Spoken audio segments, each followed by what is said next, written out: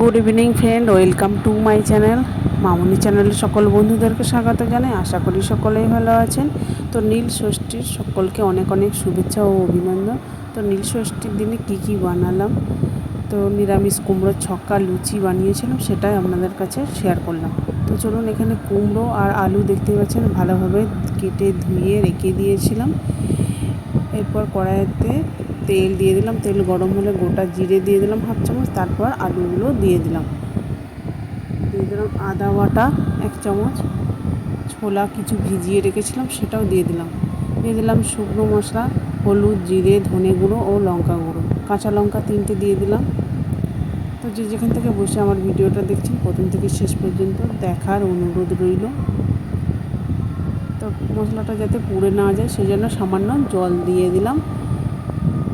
Low to medium আঁচে রেখে কষিয়ে বেশ কিছুক্ষণ রান্না করে নেব, তাহলে টেস্টটা কিন্তু খুব দুর্দান্ত হবে।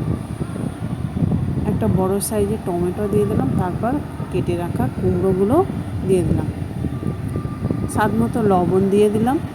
লবণটা দিয়ে নেড়ে চেড়ে ঢাকা দিয়ে বেশ কষিয়ে রান্না করে নেব, তাহলে কিন্তু দুর্দান্ত স্বাদ হয়। দেখেই বুঝতে পারছেন প্রায় 70% মতো সিদ্ধ হয়ে গেছে। এরপর দিয়ে দিলাম চিনি 1 চামচ,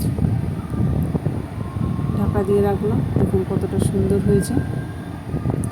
এরপর লুচি বানাবো। নিয়ে নিলাম আটা 500 গ্রামের মতো, স্বাদ মতো লবণ দিয়ে দিলাম সাদা তেল 3 চামচ হবে। ময়নটা দেওয়ার পরে আরও বেশ ভালোভাবে মাখিয়ে নিলাম। দেখি বুঝতে পারছেন মুখের মধ্যে চলে আসছে। এরপর একটু একটু করে গরম জল দিয়ে মাখিয়ে নেব। গরম জল দিলে লুচি কিন্তু খুব বেশ মুচমুচে হয়। তো দেখুন আমার ডো বানানো প্রায় হয়েই গেছে। এরপর এখান থেকে আমি ছোট ছোট লুচির মতো লেচি কেটে নেব, তারপর বেলে নেব। তো দেখুন একটা আমার বেলা হয়েও গেল।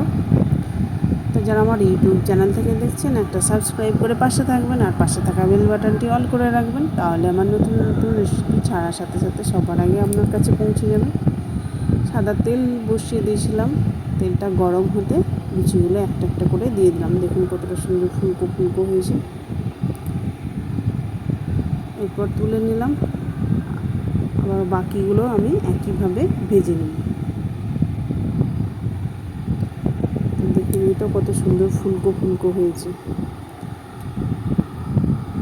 এরপর কুমড়োর সাথে গরম গরম লুচি দুর্দান্ত লাগে।